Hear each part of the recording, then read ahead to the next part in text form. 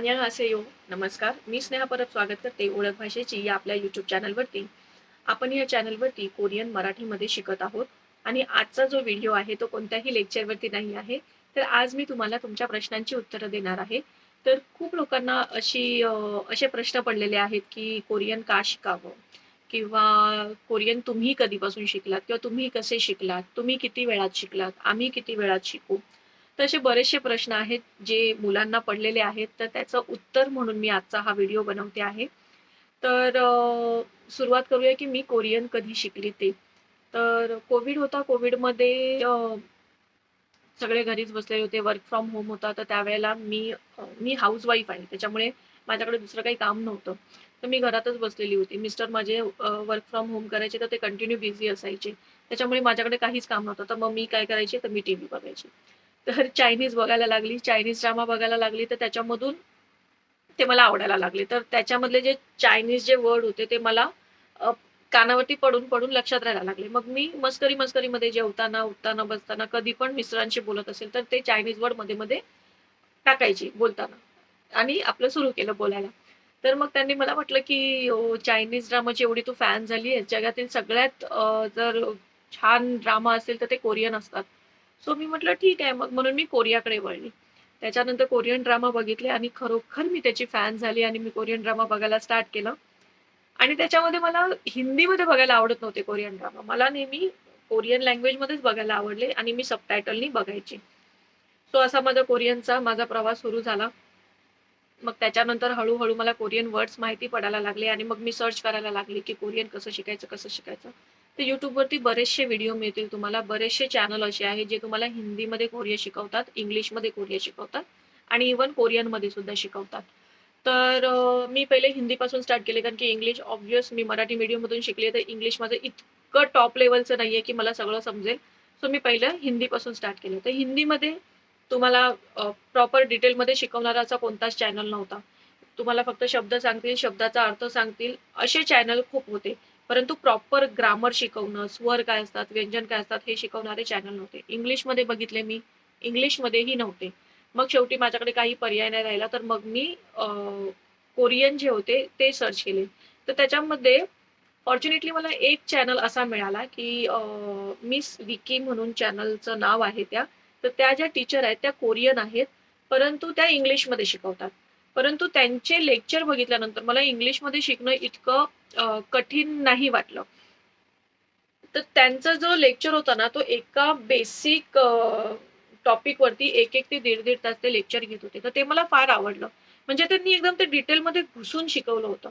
So मला ते आवडायला लागले. त्यांचे मी लेक्चर्स बघायला लागली आणि तिथून माझी जर्नी स्टार्ट झाली आणि मग मी ते नोट्स काढायला लागली. त्याच्यानंतर मी ॲप घेतले. त्या ॲपमध्ये ते शब्द पाठांतर करायला लागली. तर अशा पद्धतीने मी कोरियन शिकायला स्टार्ट केली. त्याच्यानंतर पुढचं ॲडव्हान्स मला शिकायचं होतं. परंतु तिथे सुद्धा तुम्हाला बेसिक शिकवलं जाईल. पूर्ण ॲडव्हान्समध्ये नाही शिकवलं जात आहे. शिकवलं जातंय तिथे सुद्धा पण.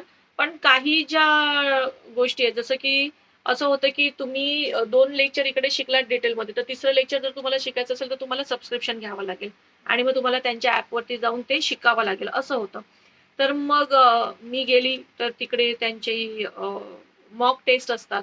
त्याच्यामध्ये तुम्हाला कळतं की तुम्ही बिगिनर लेव्हलचे आहात, ॲडव्हान्स लेव्हलचे आहात. तर मी नेहमी नापास व्हायची बिगिनर लेव्हलमध्ये. तर मग मला असं वाटायचं, बापरे! बिगिनर लेव्हलचा त्यांचा एवढा कोर्स मोठा आहे, एवढा पैसा आहे, तर मी कुठून ह्याच्यामध्ये फी भरणार आणि ते घेणार?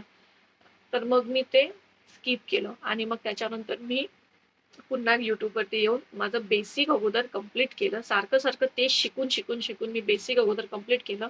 त्याच्यानंतर मी त्यांच्या वेबसाईटवर गेली. वेबसाईटवर त्यांची ती टेस्ट पास केली आणि मग मी ॲडव्हान्स लेव्हलमध्ये तिकडे ॲडमिशन घेतलं. ओके. आणि मग तिकडनं त्यांच्या वेबसाईटवरती ॲडव्हान्स लेव्हलमध्ये शिकल्यानंतर मला लक्षात आलं, की हे शिकताना तुमच्याकडे पुस्तक असणं खूप गरजेचं आहे. मग मी त्यावेळेला Amazonवरती पुस्तकं शोधली कोरियनची, तर सगळी इंग्लिशमध्ये होती. एकमेव असं होतं जे हिंदीमध्ये पुस्तक आहे. लिंक मी डिस्क्रिप्शन बॉक्समध्ये तुम्हाला देईन, तर तुम्ही ते पुस्तक घेऊ शकता. पण जर तुम्ही माझ्या चॅनलवरती जर व्हिडिओ बघितले असाल, तर ते पुस्तक आता तुमच्या काही कामाचं नाही, कारण की त्याच्यामध्ये सगळं बेसिक आहे. तर मी ते हिंदीचं पुस्तक विकत घेतलं. त्यातलं सगळं मी शिकली. बेसिक पूर्ण त्याच्यामध्ये जे होतं ते कव्हर केलं आणि ॲक्चुअली ते वाचल्यानंतरच मी तिकडे जाऊन टेस्ट दिली होती. सो त्याच्यानंतर ॲडव्हान्सचं कोर्स सुरू केला मी. ॲडव्हान्समध्ये मला पुस्तकं लागली, पण ती हिंदीमध्ये नव्हती. तर मग मी ती इंग्लिशमधली पुस्तकं विकत घेतली. तर आता माझ्याकडे कमीत कमी 5 ते 6 पुस्तकं आहेत कोरियनची. त्याच्यामध्ये कोरियन ग्रामर आहे, कोरियन फ्रेजेस आहेत, खूप सारे आहेत. ओके. सो अशा पद्धतीने मी कोरियन शिकलेली आहे. तर पुस्तकं, YouTubeचं चॅनल, त्याच्यानंतर वेबसाईट. तर तुम्हाला हे सगळं करायची गरज नाहीये किंवा तुम्हाला करायचं असेल तर तुम्ही करूही शकता. पण प्रत्येकाकडे तेवढे पैसे नसतात आणि तेवढी इच्छाही नसते. मला तरी असं वाटतं, की शिकण्यासाठी तुम्हाला इच्छा खूप जास्त गरजेची आहे. जर तुमची इच्छा असेल तर तुम्ही काहीही करून शिकू शकता. आणि जर तुम्हाला फ्रीमध्ये शिकायचं असेल तर तुम्हाला YouTube हा खूप मोठा प्लॅटफॉर्म आहे. तुम्ही तिकडे फ्रीमध्ये शिकू शकता. हां, तुम्हाला काय शिकायचंय हे तुम्हाला माहीत असणं फार गरजेचं आहे. त्याच्यानंतर तुम्ही शिकू शकता. सो मी शिकताना मला असं वाटलं, की इंग्लिशमध्ये शिकणं थोडं कठीण आहे. कारण की इंग्लिश आणि कोरियन हे व्हाईस वर्सा होतं. कोरियन एका बाजूला आहे, तर इंग्लिश एका बाजूला आहे. मग माझ्या लक्षात आलं, की मराठीसारखंच आहे कोरियन. मग मराठीमध्ये मी स्वतःला समजून घ्यायला लागली आणि मग ते मला जास्त लक्षात यायला लागलं. मग मला असं वाटलं, की अ, मी मुलांना समजवलं तर मराठीमध्ये. पण ते सगळं असंच नाही मला वाटलं. ॲक्चुअली मी ते एक व्हिडिओ बघितलेला ज्याच्यामध्ये एक कोरियन मुलगा होता जो की 20 की 22 वर्षाचाच असेल. तो हिंदीमध्ये बोलत होता आणि मी एकदम अशी शॉक झाले, की हा कोरियन आणि एवढी छान हिंदी कसं बोलतोय? तर त्याने सांगितलं, की तो 8 वर्षाचे असल्यापासून हिंदी शिकतोय. तर मग मला असं वाटलं, की यार बाहेरचे जे नागरिक आहेत, ते एवढे छान हिंदी वगैरे शिकतायत आणि आपण का नाही त्यांची भाषा अशी शिकू शकत आणि शिकवू शकत? तर मग मला असं वाटलं, की आपल्या मुलांना, आपल्या विद्यार्थ्यांना ह्याची गरज आहे आणि त्याच्यामुळे मी हा चॅनल स्टार्ट केला. हा चॅनल स्टार्ट करताना मला खूप अडथळे आले. खूप लोकं मला म्हणाले, की "हिंदीमध्ये स्टार्ट कर. हिंदीमध्ये जर तू स्टार्ट केलंस तर तुला जास्त ऑडियन्स मिळतील." कारण की YouTube तुम्हालाही माहिती आहे, की YouTubeवरून सुद्धा आपण इन्कम अर्न करू शकतो. परंतु अजूनपर्यंत काही माझी इन्कम चालू झालेली नाहीये. तुम्हाला जर माझं शिकवणं आवडलं असेल, तर प्लीज त्या चॅनलला सबस्क्राईब करा आणि मराठी विद्यार्थ्यांपर्यंत पोहोचवा, जेणेकरून या चॅनलला जास्त वाव मिळेल आणि मी कमवू शकेन. कारण की माझे पुढचे खूप प्लॅन आहेत, की जर माझं इन्कम स्टार्ट झालं, तर अ, माझ्याकडे लॅपटॉप नाहीये. ॲक्चुअली माझा लॅपटॉप बिघडलाय. त्याच्यामुळे मला आता लॅपटॉप घ्यायचा आहे. बऱ्याचशा गोष्टी आहेत अशा ज्या मला शिक्षणाच्या बाबतीत करायच्या आहेत. परत माझ्याकडे प्रेझेंटेशनसाठी जे काही ॲप्स असतात ते विकत घ्यावे लागतात, ते नाहीयेत. तर बऱ्याचशा गोष्टी आहेत ज्या मी फ्रीमधल्या आहेत त्या वापरते. पण त्याच्याने मला इतकं म्हणजे ते अ, खूप फ्रस्ट्रेटिंग आहे ॲक्चुअली ते फ्रीवाले ॲप यूज करणं. सो माझ्याकडे त्यासाठी मला असं वाटतं, की माझी इन्कम स्टार्ट झाली पाहिजे आणि ह्या सगळ्या गोष्टी मला करायच्या आहेत. पण ते फ्युचर प्लॅन आहे. जेव्हा होईल तेव्हा होईल. पण आता सध्या तरी माझं एकच आहे, की मला हे जे चॅनल आहे त्याच्यावरती मला प्रॉपर डिटेलमध्ये कोरियन शिकवायचं आहे, की विद्यार्थ्यांना कुठून असं वाटलं नाही पाहिजे, की टीचरनी हे नाही शिकवलं, टीचरनी ते नाही शिकवलं. डिटेलमध्ये शिकवता आलं पाहिजे. जसं की आता स्वरांबद्दल जर स्वर आपल्याला शिकायचे असेल, तर तुम्हाला माहिती आहे, की कोरियन जे स्वर आहेत त्यांना मोम म्हटलं जातं. ते 10 आहेत आणि त्या 10 स्वरांपासून 11 संयुक्त स्वर बनले आहेत. तर ते 10 कोणते स्वर आहेत, ते कसे मिळाल्यानंतर सॉरी ते 10 स्वर कसे मिळाल्यानंतर संयुक्त स्वर तयार झाले आहेत. त्याच्यानंतर पाश्चिमचे जे रूल आहेत, जे कन्सोनंट आहेत, त्याचे उच्चार आपण कोणता उच्चार कधी कसा करायचा, ह्या सगळ्या गोष्टी डिटेलमध्ये मी शिकवलेल्या आहेत. त्या तुम्हाला कोणत्याच चॅनलमध्ये डिटेलमध्ये मिळणार नाहीत. कारण की त्यांनी जर डिटेलमध्ये शिकवलं, तर त्यांचे क्लासेस चालणार नाहीत. त्याच्यामुळे ते डिटेलमध्ये नाही शिकवत तुम्हाला. सो माझे कोणते क्लासेस नाही आहेत, त्याच्यामुळे मी डिटेलमध्ये इथे शिकवते आणि माझे क्लासेस जरी असले, तरीसुद्धा मी डिटेलमध्ये शिकवणार. कारण की माझ्यासाठी शिक्षण हे जास्त महत्वाचं आहे. ते फ्रीमध्ये असू दे किंवा ॲक्चुअली फ्रीमध्ये नाहीच आहे. इथे सुद्धा आज ना उद्या मला इन्कम स्टार्ट होईलच. तो फ्रीमध्ये तर नाहीये माझं शिक्षण. एनिवे आता आपण बघूया, की कोरियन मी कशी शिकली हे तर माझं झालं. त्याच्यानंतर किती वेळ लागेल?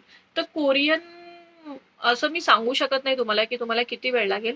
हां, मी हे सांगू शकते, की तुमच्यावरती डिपेंड आहे ते, की तुम्ही किती वेळामध्ये ते एक्सेप्ट करताय कोरियन किंवा तुमची ग्रास्पिंग पॉवर काय आहे?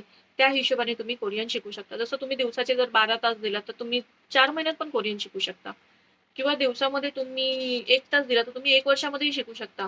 समजा तुम्ही दिवसामध्ये 12 तास दिले, पण तुम्ही प्रॅक्टिसच करत नाही, तुम्ही फक्त शिकताय, तरी सुद्धा तुमचं मग कंप्लीट होणार नाही किंवा तुम्हाला समजणारच नाही. तुमच्यासाठी कोरियन शिकण्यासाठी सगळ्यात महत्त्वाचं काय आहे? प्रॅक्टिस. कोणतीही गोष्ट शिकण्याची सगळ्यात सोपा उपाय काय आहे तर प्रॅक्टिस.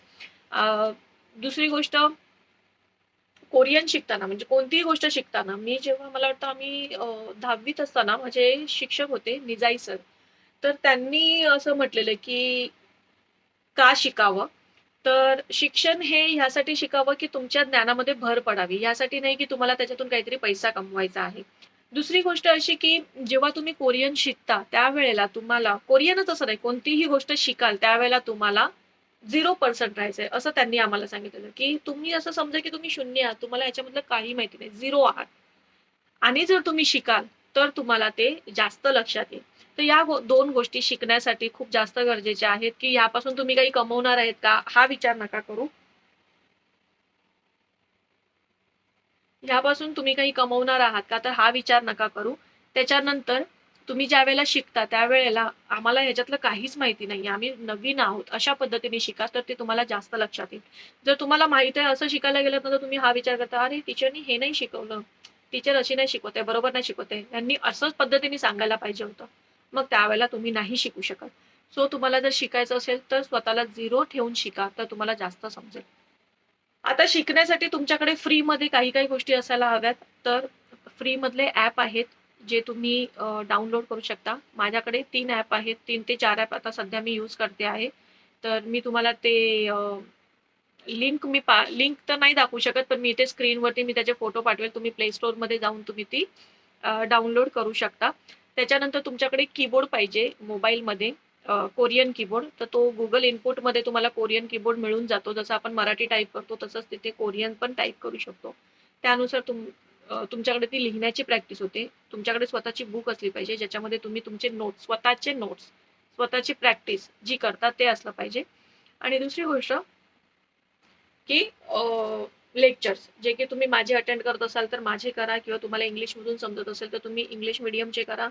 हिंदीवाल्यांचे समजत असेल तर तुम्ही हिंदीचे करा. YouTubeवरती खूप मोठं प्लॅटफॉर्म आहे, की जिथे तुम्हाला खूप चॅनल्स मिळतील जिथे कोरियन शिकवलं जातं.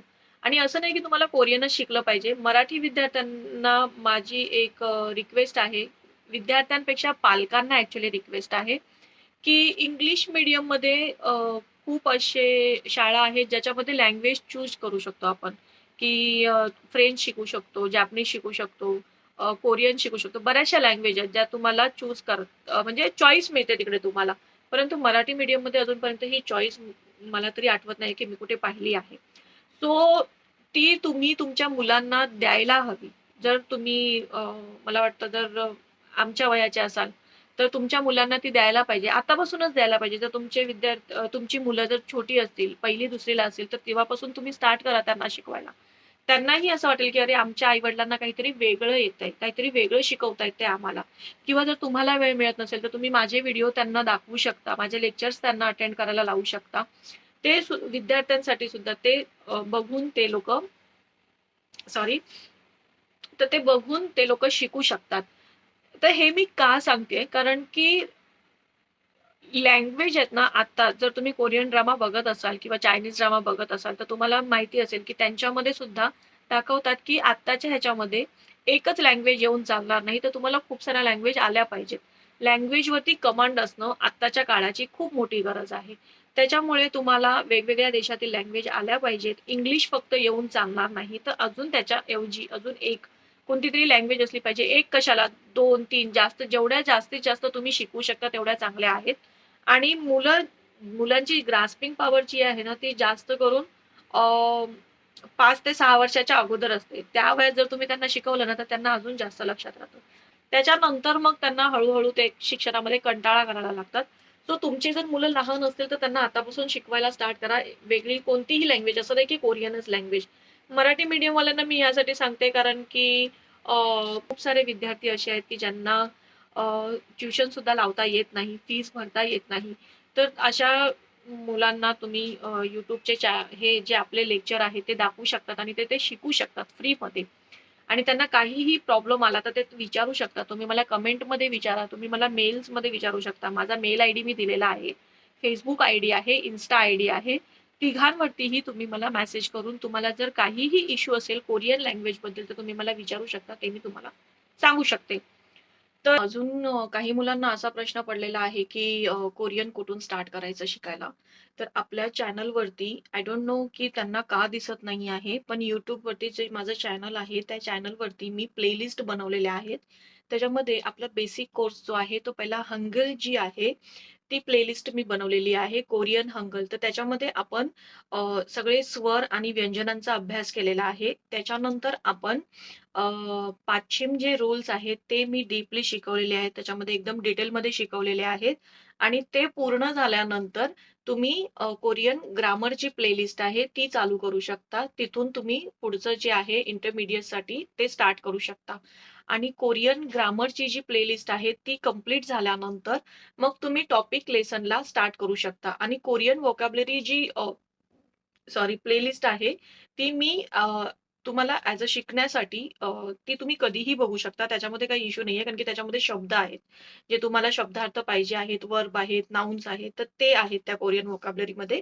तर जेव्हाही तुम्हाला कधी कंटाळा आला शिकण्याचा आणि तुम्हाला फक्त कोरियन शब्द पाहिजे असतील, डोळ्याखालून घालायचे असतील, तर तुम्ही ते कोरियन व्होकॅब्युलरीची जी लिस्ट आहे, प्लेलिस्ट ती बघू शकता. परंतु बेसिक जर तुम्हाला शिकायचं असेल, तर तुम्हाला पहिलं हंगल जी आहे आपली प्लेलिस्ट ती कंप्लीट करावी लागेल. त्याच्यामध्ये 17 लेसन्स आहेत. त्याच्यानंतर तुम्हाला कोरियन ग्रामर जी प्लेलिस्ट आहे ती करावी लागेल.